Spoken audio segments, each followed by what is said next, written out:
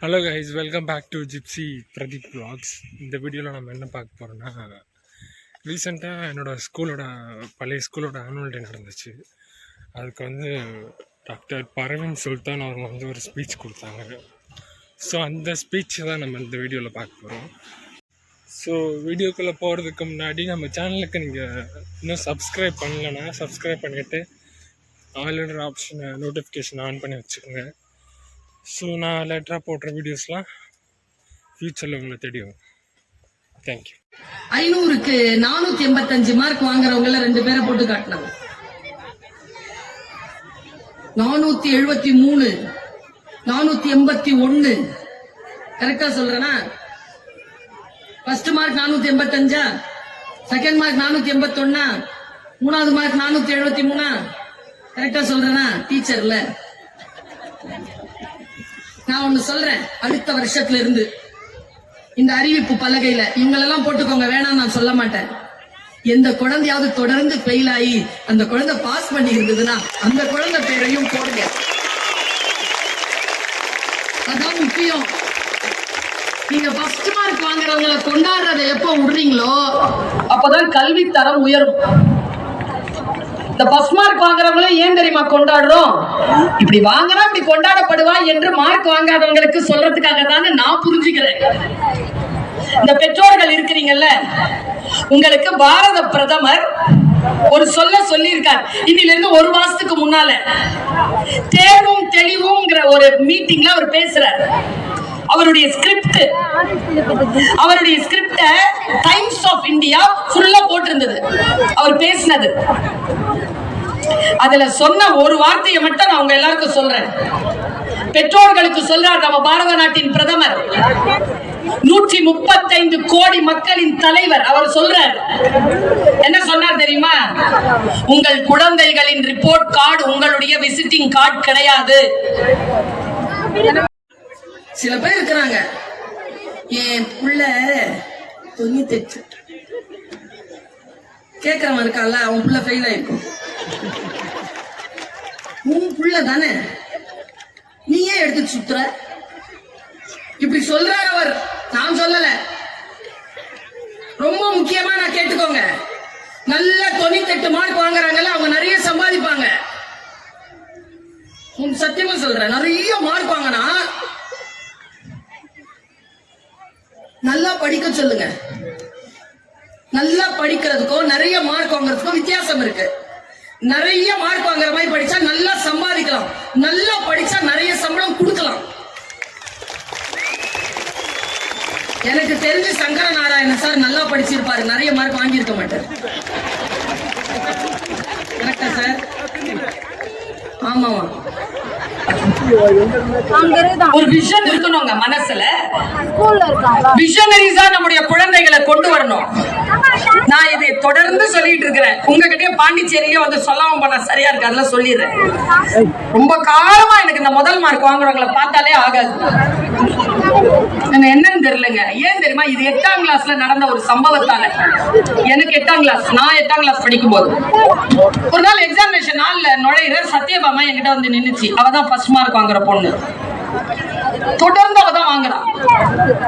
என்கிட்ட வந்து கேக்குறா, எக்ஸாமினேஷனுக்குள்ள நுழைய போற செருப்பு எல்லாம் கழட்டிட்டு தான் போவோம். கிளாஸ் ரூமுக்கு வெளியில செருப்பு கட்டிட்டு பேக் எல்லாம் வச்சுட்டு உள்ள போகும்போது என்ன பார்த்து கேட்டாங்க. கேட்டிருக்க கூடாது. திருப்பி நான் கேட்கணும், அதுக்காக தான் அவன் கேட்கறான்னு தெரியும் எனக்கு. இந்த வஞ்சகம்லாம் தெரியறதுக்கு ரொம்ப காலம் ஆயிடுச்சு. நீ படிச்சுட்டியான்னு சொன்னா பாருங்க, ஒண்ணுமே படிக்கல, ஒன்னா படிக்காம தான் பஸ் மார்க் வாங்கிட்டேன். ஏன் ஏமாத்துறாங்க? நான் ஒண்ணுமே படிக்கல, நான் பஸ் மார்க் வாங்கிடலாம் போல இருக்குன்னு சொல்லிட்டு படிக்காம எல்லாம் போய் ஃபெயில் ஆகிருக்கிறேன். என் கிளாஸ்ல 98 வாங்குச்சிங்க. ஒண்ணு வாங்கிட்டு என்கிட்ட வருது, மிஸ் 7 மார்க்ஸ் கொஸ்டின் 5 மார்க்ஸ் போட்டிருக்கீங்க மிஸ். 2 மார்க்ஸ் போட்டுக்கோ. என்கிட்ட எங்க கேக்குற? போட்டுக்கோ. அது தப்பு இருக்குன்றதுனால தான் 5 போட்டிருக்கேன். போ அப்படின்னு போய் திட்டிட்டு உட்காந்து அழுது பக்கத்துல உட்காந்து ஒண்ணு சிரிக்குது. ஏன் அழுவுற அப்படிங்குது. 2 மார்க் எங்கன்னு கேட்டு எங்க அப்பா திட்டுவார். இந்த டீச்சர் வேற திட்டுறாங்கன்னு சொல்லுது. உடனே பக்கத்துல சீ லூஸ் அழாத, 2 மார்க் எங்கன்னு உங்க அப்பா திட்டினார்னா என்கிட்ட இருக்குன்னு சொல்லு, அது 2 மார்க் வாங்கி. இந்த 2 வாங்கிட்டு சிரிக்க கூடாது, 98 வாங்கிட்டு அழக்கூடாதுன்னு சொல்றதுக்கு தான் என் பயணமே. பாஸ் பண்ண வச்சிருங்க குழந்தைகளை, ஃபெயில் ஆக மட்டும் விட்டுறாதீங்க. அதுதான் நம்முடைய வேலையே. என்ன பாஸ் பண்ணும்போது கொஞ்சம் அதிகமா வாங்க குழந்தைன்னு சொல்லி அதனோட கனெக்டடா இருங்க. அதனோட நீங்க முழுக்க அவர்களோடய இருந்து கொண்டிருந்தால் அந்த குழந்தைகள் தன்னுடைய எல்லையை தொடுவார்கள். நானே தொட்டுட்டேன்னா அந்த குழந்தை தொடாத. உங்களுக்கு ரகசியம் சொல்லவா? எங்க சொல்றோம் பாருங்க, நம்ம எல்லா பிள்ளைங்களுக்கும், என் பிள்ளையும் சேர்த்து 2 மூஞ்சி இருக்குது எங்களுக்கு. ஒரு முகம் தான் நமக்கு தெரியும், 2வது முகம் டீச்சர்ஸ்க்கு தெரியும். பாட்ஷா படம் பாத்தீங்களா? அதுல ரஜினி சார் சொல்வார்ல, என் பேர் மாணிக்கம், எனக்கு இன்னொரு பேர் இருக்குன்னு. இந்த இன்னொரு பேரோட சுத்துதுங்க எல்லாம். அது டீச்சர்களுக்கு தெரியும். வந்து உட்கார்ந்து பேசுனீங்கன்னா கண்டுபிடிச்சிடலாம். ஆசிரியர்கள் சொல்லுவதை நம்புங்கள். என் பிள்ளை பொய்யே சொல்லாது, சொல்லும், சூப்பரா சொல்லும். 4 பேரோட சேர்ந்துதான் என் பிள்ளை கெட்டு போச்சு. 4 பேருக்கு லீடரே அதுதான். எங்களுக்கு தெரியாதா? சொல்லும் போது கேட்டு வச்சுக்கோங்க. குழந்தைகளை வழிபடுத்துவது என்பது நம் கையில் தான் இருக்கிறது. ஃபாஸ்ட் ஆக்ட் பண்ண சொல்லி கொடுங்க. ஃபாஸ்ட் ஆக்ட் பண்ண ஒரு வாட்டி சொன்னா பிள்ளைக்கு புரியணும். அலர்ட்டா இருக்கா குழந்தைன்னு பாத்துக்கோங்க, சோர்வா இல்லாம பாத்துக்கோங்க. கனெக்டடா இருங்க, பிள்ளைகிட்ட கனெக்டடா இருங்க. பிள்ளைகிட்ட கனெக்டடா இருக்கிறது என்னன்னு சொல்றேன். என் பிள்ளைக்கு அழ தெரியாதுங்க, அழமாட்டாங்க. ஒரு 2 வருஷத்துக்கு முன்னால அவன் ஒரு இன்டர்ன்ஷிப் ப்ரோக்ராம் போயிருந்தான். இப்பதான் டிகிரி முடிச்சிருக்கான். இன்டர்ன்ஷிப் ப்ரோக்ராம் போயிட்டு வந்து உட்காந்து சோஃபால உட்காந்து அழுகுறான். 20 வயசு புள்ள அழுதா எப்படி இருக்கும்? அழுகுறான். என்னடா தம்பின்னு கிட்ட வந்து உட்கார்ந்த, உடம்பெல்லாம் சேரு. மழைமா, 2 வீலர்ல 45 கிலோமீட்டர் போயிட்டு வரேம்மா, முடியலமான்னு சொன்னான்.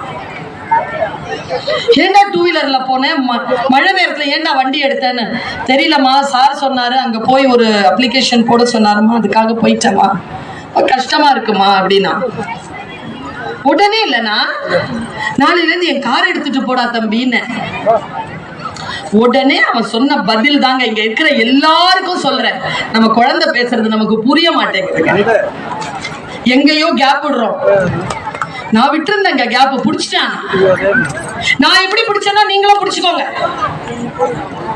அவன் சொல்றான் என்கிட்ட, ஏமா ஊரெல்லாம் போய் பேசுற, எல்லாருக்கும் அறிவுரை சொல்ற, உள்ளகிட்ட பேச தெரியலையா? ஏண்டா தம்பி அப்படி சொல்ற? நான் என்னடா தப்பு பண்ணேன்? அம்மா என் கஷ்டத்தை சொல்றேம்மா உன்கிட்ட, நீ காது கொடுத்து கேளுமா, எனக்கு அது போதுமா. உடனே கார் வாங்கிக்கோ, உடனே சாப்பாடு வாங்கிக்கோ, உடனே ஜீன்ஸ் வாங்கிக்கோ, உடனே ஷூ வாங்கிக்கோ, எல்லாம் காசு கொடுத்து சரி பண்ணிடுவியாமா நீ? நான் பேசுறத கேட்க மாட்டியா? என் கஷ்டத்தை கேட்க மாட்டியா? ஒரு 2 காது குடுமா, அன்பா என் பக்கத்துல உட்காருமா. என்னால நான் சந்திச்சுக்குவேமா. உன் கார் எனக்கு தேவை கிடையாதுமா, அதுக்காக நான் அழலமான்னா. கண்கள் திறந்த இடம்ங்க அது எனக்கு. குழந்தை கிட்ட உட்கார்ந்து பேசுங்க. நமக்கு தெரியல, பேச தெரியல, எப்படி பேச தெரியல தெரியுமா? இப்ப பாருங்க, எனக்கு தொண்டை இப்படி பேசிக்கிட்டே இருக்கல, சத்தம் போட்டு பேசுறதுல தொண்டை கட்டிருச்சு எனக்கு. ஒரு வாட்டி ஒரு வீட்டுக்கு சாப்பிட போயிருக்கேன். அவங்க குழந்தைங்களை கூப்பிட்டு ஏதோ பேச சொல்றாங்க. எனக்கு காத்து தான் வருது, சவுண்ட் இல்ல. நம்ம நாராயணன் சார் மாதிரி ரொம்ப அன்பானவர். கிட்ட கூப்பிட்டேன், கிட்டங்க வாங்க. வந்த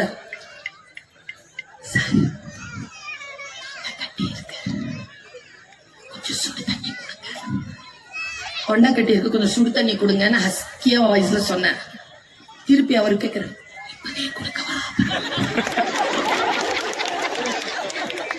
ஓ, எனக்கு தானே தொண்டை கட்டி இருக்கு, எனக்கு நல்லா தானே இருக்குது. குழந்தை தான் நம்ம கிட்ட குழந்தை மொழியில பேசும். நாம பெரிய மனுஷங்க மாதிரி தான் நம்ம குழந்தை கிட்ட பேசியாகணும், தவிர அவர்கள் மொழியில் அவர்களிடத்தில் பேசக்கூடாது. அப்படி தெரிந்த பெற்றோர்கள் மிகப்பெரிய ஆளுமையான குழந்தைகளை வளர்க்கிறார்கள். சொல்லுங்க. மேக்ஸிமம் ஒரு வாட்டி சொன்னாலே புரியணும். 1 + 1 = 1. செகண்ட் ஸ்டாண்டர்ட் போ, ஃபர்ஸ்ட் ஸ்டாண்டர்ட்ல இருந்து ப்ரமோஷன். 1 × 1 = 1. தேர்ட் ஸ்டாண்டர்ட் போ, புரிஞ்சிருச்சு உனக்கு. 1 ÷ 1 = 0 புரிஞ்சிருச்சா? ஃபோர்த் ஸ்டாண்டர்ட் போ. குழந்தை ப்ராக்ரஸ் ஆகுதான்னு பாருங்க, ஷார்ப்பா இருங்க. குழந்தை ஷார்ப்பா இருக்கா அப்படிங்கறத மட்டும் தெரிஞ்சுக்கோங்க. குழந்தைகள் நம் பேச்சை கேட்டு வளர்வதே இல்லை, நம்மை பார்த்துதான் வளர்கிறார்கள். நான் இத கொஞ்ச நாளா தான் சொல்லிட்டு இருக்கிறேன். எங்க அம்மா கிட்ட எனக்கு இருக்கிற அன்பு, பாசம், அந்த வழிமுறைகள் என் பிள்ளைகிட்ட எனக்கு இருக்கா எனக்கு சொல்ல தெரியல. இப்ப நிறைய வசதிகள் வந்துருச்சு. நம்ம அம்மா கிட்ட வளரும் பொழுது நம்ம கிட்ட வசதிகள் கிடையாது. எங்க அம்மா எல்லாம் கோவப்பட்டாங்கன்னு வச்சுக்கோங்களேன், நடுங்குவாங்க. நானு எங்க அம்மா அழுதாங்கன்னா இங்க நடுங்குவாங்க. எனக்கு எதுக்குன்னு தெரியல. 79 வயசு எங்க அம்மாவுக்கு, 45 வயசு கடந்திருக்கு எனக்கு. இப்படி கலங்குச்சுன்னா எங்க அம்மா இன்னைக்கு எனக்கு கலங்கிரும், எனக்கு கண்ணீர் வந்துடும். போன வாரம் எங்க அப்பா ஞாபகத்துல நான் ஏதோ அழுதுட்டு இருக்கிறேன். எங்க அம்மா அழும் பொழுது நான் எப்படி பிஹேவ் பண்ணுவேன், நான் அழும்போது என் பையன் எப்படி பிஹேவ் பண்றான் பாரு. கிட்ட வந்தான், என்னாச்சு? என்ன காலை நல்லா தானே இருந்த, அழுவுற? அப்படி பாக்குறேன் அவனை. எங்க அம்மாட்ட நான் அப்படி பேசிட முடியுமா? அவன் என்கிட்ட அப்படி பேசுறான். நான் எங்க தெரியுமா கவலைப்பட்டேன்? என்கிட்டயாவது உன் புள்ள இதை கேக்குது, அவன் புள்ள அவன்கிட்ட என்ன கேட்கும்? நாம தாங்க பெரியவங்க பேச்ச கேட்ட கடைசி தலைமுறை. இந்த சிண்டு வாண்டு நண்டு பேச்ச கேட்க தொடங்கி இருக்கிற முதல் தலைமுறை. முதல்லலாம் எனக்கு நான் கோவம், எங்க அம்மா கிட்ட ஏதாவது தப்பு பண்ணிட்டேன்னா எங்க அம்மா சோறு போடாது. 3 வேளைலாம் பசியோட இருந்திருக்கேன். 3வது வேலையும் வந்து கூப்பிடுமான்னு பார்த்தேன். மானமா உயிரான்னு ராத்திரி 10 மணிக்கு யோசிப்பேன். உயிரோட இருக்காதான் மானத்தை பத்தி பேசுவேன். நேரா போய் நான் அம்மாட்ட சாரி சொல்லிட்டு சாப்பிட்டுருக்கேன். ஏன் தெரியுமா? எங்க அம்மா என்ன கூப்பிடல. சத்தியமா இருந்தா மட்டும் கை தட்டுவேன். என் பிள்ளைய நான் பசியோட விடுறது இல்லை. ஏன் தெரியுமா? நான் போய் சாரி கேட்டு சரியா போயிடும் வந்தா சாப்பிடுன்னு சொல்றேன். ஏன் தெரியுமா? எங்க அம்மாக்கு 5 பிள்ளைங்க, 1 போனா இன்னொன்னு, எனக்கு இருக்கிறது 1. அடிமைப்பட்டு இருக்கிறோங்க நாம எல்லாம். குழந்தைகளை எப்படி பார்ப்பது? அவர்களுக்கு நாம் பேசுகின்ற பேச்சு மிக ஆழமான வகையிலே போய் சேரும். இந்த மீட்டிங்ல இந்த பெற்றோர்களுக்கு நான் ஒரு விஷயத்தை சொல்றேன். குழந்தைகளுக்கு எந்த ப்ராமிஸும் பண்ணாதீங்க. பண்ணிட்டீங்கன்னா செஞ்சு கொடுத்துருங்க. Don't promise. ப்ராமிஸே பண்ணாதீங்க. பண்ணிட்டீங்கன்னா செஞ்சு கொடுத்துருங்க. பல நேரங்கள்ல நம்ம ப்ராமிஸ் பண்ணி நம்ம குழந்தைக்கு நம்ம அதை பண்ணலனா அந்த குழந்தைகளுடைய ஆழ் மனதில் மிகப்பெரிய பாதிப்பு ஏற்படுங்கிறத மட்டும் நான் சொல்லிக்கிறேன்.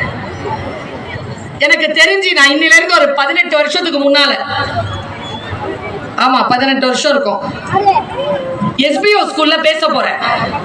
அப்படி SBO ஸ்கூல்ல பேச போகும்போது நம்முடைய தமிழ்நாட்டினுடைய மூத்த முன்னாள் DGP சைலேந்திர பாபு சாரும் பேச வந்தார். நான் 2 பேரும் உட்கார்ந்து பேசுவாங்க. நான் ஸ்பெஷல் கெஸ்ட், அவர் ஏதோ கெஸ்ட் ஆஃப் ஆனர் ஏதோ. அவர் ஒரு 30 நிமிஷம் பேசினாருங்க. அதுல அவர் பேசின ஒரு 8 நிமிஷம் பேச்சு இருக்குல்ல, என் லைஃப்லயே நான் மறக்க மாட்டேங்க. சாகிற வரைக்கும் மறக்க மாட்டேன். அவர் சொன்ன அந்த வார்த்தையை மட்டும் நான் கடத்திட்டு போயிடுறேன். அவர் சொல்றார், சின்ன வயசுல பேரண்டிங் பத்தி பேசுறார். அம்மா அப்பா அம்மாக்கள் இருக்கிறீங்கல்ல, குழந்தை பெத்து இருக்கிறதுங்கிறது வெறும் உயிரியல் ரீதியான விஷயம் அல்ல, பெரிய பொறுப்பு, பெரும் பொறுப்பு. அதனுடைய சின்ன அசைவுகளை நம்ம கூர்ந்து கவனிக்கணும். அதனுடைய வாசனை மாற்றத்தையும் கவனிக்கணும். அதுங்களை நம்ம கவனிக்கிறோம்னு தெரியாமலேயே கவனிக்கணும். கஷ்டம். ஷார்ப்பா இருந்த கள்ளக்குறிச்சிக்கு போயிருந்தேன்.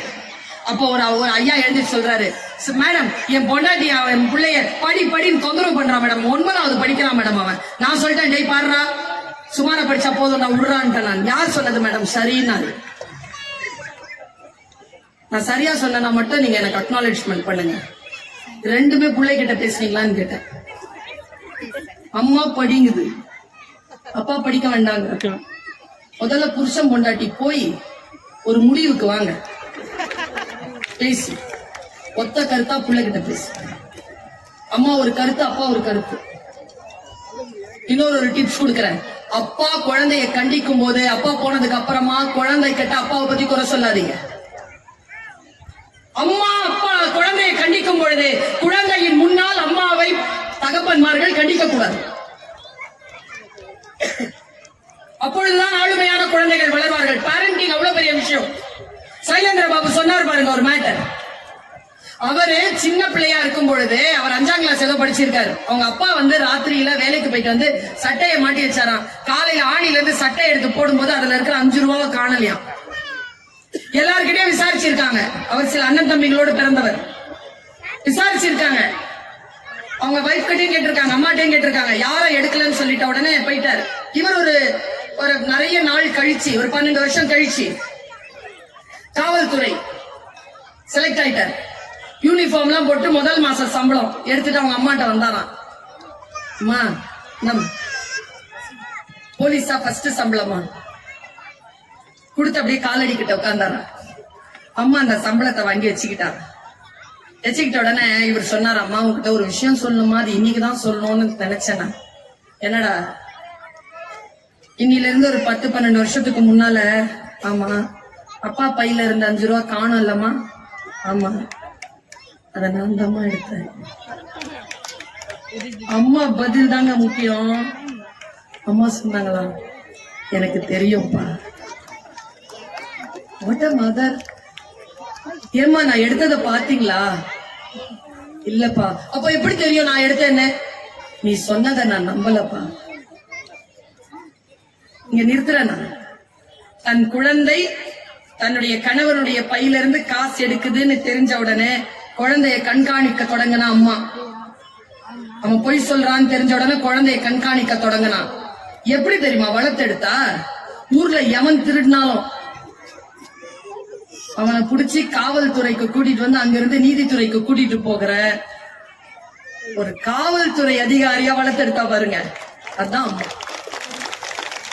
அதான் அம்மாக்கள் அப்படித்தான் இருக்க வேண்டும். அப்பாக்கள் அப்படித்தான் இருக்க. ஒரு பெரிய செலிபிரிட்டிங்க அவர் சொல்றாரு, நான் 7ஆம் கிளாஸ்ல ஃபெயில் ஆயிட்டேன். எங்க அப்பா சொன்னாரு, முதல் 3 ரேங்க்ல வந்தா நீ என்ன கேட்கறியோ வாங்கி தரேன்டான்னு சொன்னாரு. நான் 3 ஸ்கெட்ச் பென் கேட்டேன், வாங்கி தரேன்டான்னு சொன்னாரு. 3வது மாசத்திலேயே நான் 3வது ரேங்க் வாங்கிட்டேன். வீட்டுக்கு வரும்போது அப்பா இல்ல. அம்மாட்ட ரிப்போர்ட் கார்டு காட்டினேன். அப்பா உங்ககிட்ட கொடுக்க சொன்னாருடான்னு கூட்டிட்டு போய் அப்பாவுடைய கபோர்ட் திறந்து 3 கலர் பென்சிலை எடுத்து என்கிட்ட தந்தாங்க எங்க அம்மா. அந்த நேர்மைதான் என்னை இன்றைக்கு இவ்வளவு பெரிய செயற்பாட்டாளராக வளர்த்திருக்கிறது அந்த ஐயா சொல்றேன். தெரிந்தோ தெரியாமலோ நம்முடைய குழந்தைகளுக்கு நாம மிகப்பெரிய ஹீரோக்களா இருக்கணும். இந்த புத்தி இருக்குல்ல, அந்த புத்தியில மட்டும் நம்ம கொஞ்சம் விடுதலை அடையும். இது சொல்லிட்டு போயிறேன். வச்சிருக்கீங்களா? பிள்ளை காணோம் என்ற திருவிழாவில் காவல்துறையிடம் புகார் அளிக்க வந்த பெண்ணிடம் அவள் வலது கையில் பத்திரமாக இருந்தது கைபேசி அப்படின்னு ஒரு கவிதை படிச்ச. பிள்ளைய விட்டுறணும். எனக்கு ஒரு விஷயம் புரியல. வீட்டுல தானே இருக்கிறீங்க, ஏன் இத கையிலேயே வச்சுக்கிட்டு இருக்கிறீங்க? சரி பாத்ரூம் தானே போறீங்க, ஏன் எடுத்துட்டு போறீங்க? சரி பாட்டு கேட்கவே இருக்கட்டும். டாய்லெட் போறீங்களா, ஏன் எடுத்துட்டு போறீங்க? சைக்காலஜிஸ்ட் சொன்னாங்க 2 காரணம். பாத்ரூம் போகும்போதும் டாய்லெட் போகும்போதும் யாராவது இந்த போனையே புடிச்சிட்டு போறாங்கன்னா அவங்களுக்கு பயமா. 2 பயமா. 1 அவங்கள தனியா சந்திக்கிறதுல பயம். ஒரு 3 நிமிஷம் 4 நிமிஷம் கூட தனியா இருக்க முடியாது, இத புடிச்சுக்கிட்டே இருக்கும். இன்னொன்னு இத தனியா விட பயம். யாராவது பாத்துட்டாங்க, வைஃப் பாத்துட்டாங்க, பிள்ளைங்க எடுத்து திறந்துருச்சு. எதுக்குங்க? பல குற்றங்களுக்கு காரணம் இதுதான். ஸ்கிரீன் டைம் போடுங்க, லிமிட் பண்ணுங்க. நான் 2 மணி நேரமா குறைச்சிருக்கிறேன் என்னுடைய ஸ்கிரீன் டைம். நீங்களும் குறைக்க பாருங்க. குழந்தைகளோடும் மனைவியோடும் கணவனோடும் பிள்ளைகளோடும் நீண்ட அழகான ஆரோக்கியமான வாழ்க்கை வாழ வேண்டும் என நினைக்கக்கூடியவர்கள் வீட்டிலே இதனுடைய பயன்பாட்டை குறைத்துக் கொள்ளுங்கள். இப்போல்லாம் கை தட்ட மாட்டீங்களே.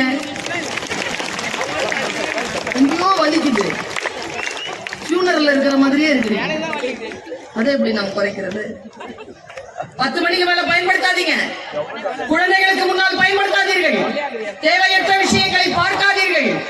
முக்கியமா எந்த மலைக்கு நீங்க மாலை போட்டு ஏறினாலும், எந்த சாமிக்கு நீங்கள் விரதம் இருந்தாலும் உங்களுக்கு அருள் கிடைக்கட்டும். இதுல மட்டும் டிஜிட்டல் ஃபாஸ்டிங் இன்னிலிருந்து இந்த சகோதரி சொல்கிறேன், வாரத்திற்கு ஒரு 5 மணி நேரமாவது இதை தொடாமல் கான்சியஸா ஒர்க் பண்ற நேரத்துல வீட்டுல இருக்கிறதுல கான்சியஸா இதை தொடாம இருங்க பாப்போம்.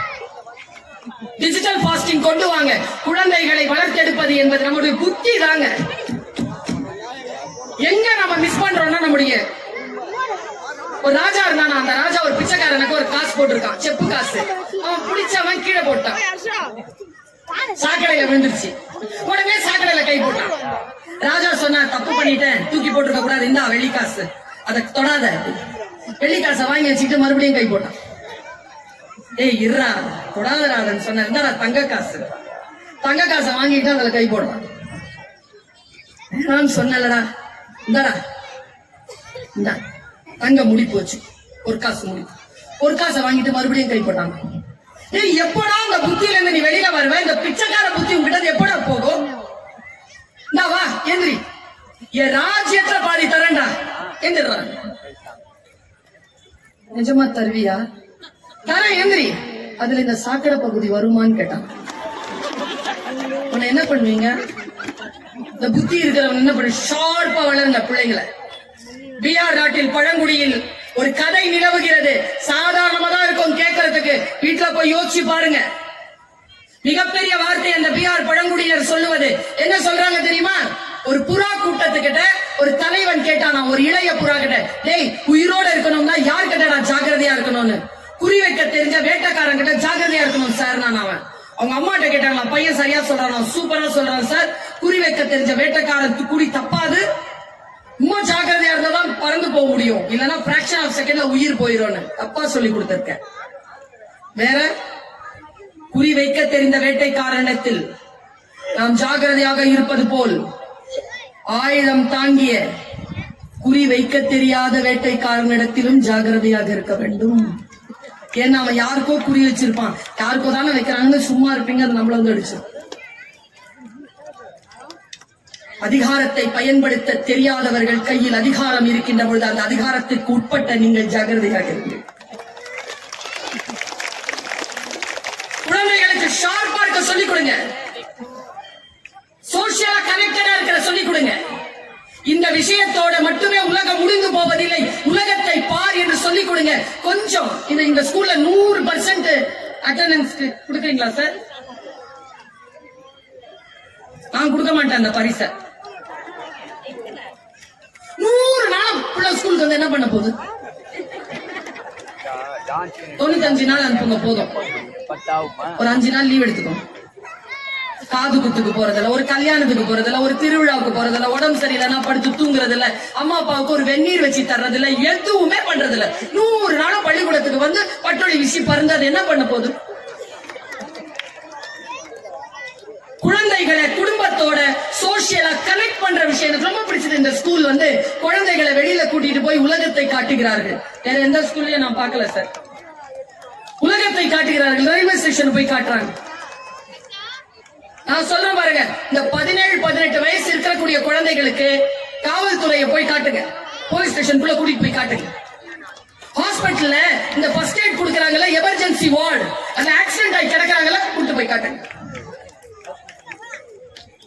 பார்க்கட்டும் அவங்க எல்லாம் எங்கே தவறு நடக்கின்ற பொழுது எந்த பெரிய பெரிய விஷயங்கள் வந்து சேர்கின்றன என்று தெரியட்டும். குழந்தைகளுக்கு உறுதிப்படுத்திக் கொள்ளுங்கள், ஆசிரியர்களும் பெற்றோர்களும் அவர்களை தாங்கி நிற்கின்ற தூண்கள் என்கின்ற நம்பிக்கை அவர்களுக்கு கொடுங்க.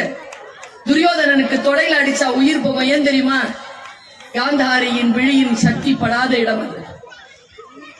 துரியோதனனுக்கு ஏன் அங்கே மரணம் என்றால், திரௌபதியை உட்கார சொன்னான் என்பதற்காக அல்ல, அந்த தொடை பகுதியை பலவீனமாக்கினான் கிருஷ்ணன். அம்மாவுடைய கண் பார்வை படாமல் அங்கே வாழை இலை வைத்து மறைக்க சொன்னான். மகாபாரதம் படிச்சு பாருங்க, குழந்தைக்கு சொல்லுங்க, மகாபாரதம் சொல்றீங்களோ இல்லையோ, அம்மா அப்பாவுக்கிட்ட இருந்து டீச்சர் கிட்ட எதையாவது மறைச்சேன்னா அதனால் உனக்கு பேரிழப்பும் பெரும் ஆபத்தும் வருமடா தம்பி, இதைத்தான் துரியோதனன் வாழ்க்கை நமக்கு சொல்கிறதுன்னு சொல்லிக் கொடுங்க. ராமச்சந்திரன் என்கின்ற பெயரால் விளங்குகின்ற இந்த பள்ளிக்கூடத்தில் ராமச்சந்திரனுடைய மிகப்பெரிய விஷயங்கள் எதுன்னு சொல்லிக் கொடுங்க. அவங்க சொன்னாங்க, ராமச்சந்திரன் கால் பட்டா அகலிகை வந்து பெண்ணானான்னு. நான் பாவப்பட்டவங்களை வந்து சேர்றோம் இங்க. நீங்கள் ராமச்சந்திரனின் கால் பட்டு உரு பெற்ற அகலிகைகளாக நம் பிள்ளைகள் வேண்டாம், ராமச்சந்திரர்களாகவே வர வேண்டும் என்பதற்காக இந்த பள்ளிக்கூடத்தில் நீங்கள் குழந்தைகளை கொண்டு உயர்ந்த இலக்கு வைங்கள். என் பெற்றோர்களே, நீங்களும் பிள்ளை பெற்றவர்கள், நானும் என் குழந்தையை பெற்றெடுத்தவள், நானும் பெற்றோராக இருக்கிறேன். குழந்தைகளை கேளுங்கள், கணவன்மார்களை அரவணைத்துக் கொள்ளுங்கள், மனைவிமார்களை அரவணைத்துக் கொள்ளுங்கள். குடும்பம் என்கின்ற நிறுவனம் மிக முக்கியமானது. உணர்ச்சி வசப்பட்டு சொல்வதா நினைக்க வேண்டாம். நம் குழந்தைக்கு நாம் தருகின்ற ஆக பெரிய பரிசு எது தெரியுமா? கணவனும் மனைவியும் சேர்ந்து இருப்பதும், உயிரோடு இருப்பதும், கடன் இல்லாமல் இருப்பதும் தான். இதை விட பெரிய பாக்கியம் நம்ம குழந்தைக்கு நம்ம தந்துட முடியாது. குழந்தைகளோடு சேர்ந்து இருப்போம். நான் என் சிறகை விரித்து பார்க்கிறேன். சின்ன குழந்தையா இருக்கும்போது சிட்டுக்குருவின்னு தான் நினைச்சேன். விரிய விரிய தெரிஞ்சது நான் சிட்டுக்குருவி கிடையாதுன்னு. நான் வானத்தை வசப்படுத்தும் ராஜாளி. விரித்த பிறகுதான் தெரிந்தது. வானம் முழுக்க பறந்து கொண்டிருக்கிறேன். சொன்னாங்கல்ல, 31 நாடுகளுக்கு மேல் பயணம் செய்திருக்கிறேன். ஒரு டிக்கெட்டை கூட சொந்த செலவுல வாங்கினதில்லை. இப்ப அரியூர் வந்துட்டு போறதுக்கும் சக்கர நாராயண் சார் தான் கொடுக்குறாரு காசு. உங்கள் குழந்தைகளும் சிறகு விரிக்கட்டும். பென்சில் ஆரம்பிச்சனா கிரீன் இங்க்ல சைன் பண்ணிட்டு இருக்கிறேன். இன்னைக்கு நான் ஆசீர்வதிக்கிறேன், நான் பிரார்த்தனை பண்றேன். இன்னும் 10 வருஷத்துக்கு அப்புறமா கிரீன் இங்க்ல சைன் பண்றல என்னுடைய சைன்கான அந்த கிரீன் இங்க்கான ஆளுமை கூடி இருக்கும். ஆனால் 10 ஆண்டுகளுக்கு பின்னால் இதோ இங்க இருக்கிறீர்களே உங்கள் குழந்தைகளை நான் சந்திக்க வேண்டும். அப்போ கேபின் தட்டிட்டு உங்க குழந்தை வந்து என்கிட்ட சைன் வாங்க வேண்டாம். உங்க குழந்தையினுடைய கேபினை தட்டிட்டு உள்ள போய் நான் சைன் வாங்குற அளவுக்கு உங்கள் குழந்தை வளர வேண்டும் என்று மனதால் வாழ்த்தி உங்கள் அத்துணை பேருக்கும் வாழ்த்துக்களை சொல்லி நிறைவு செய்கிறேன். நன்றி, வணக்கம்.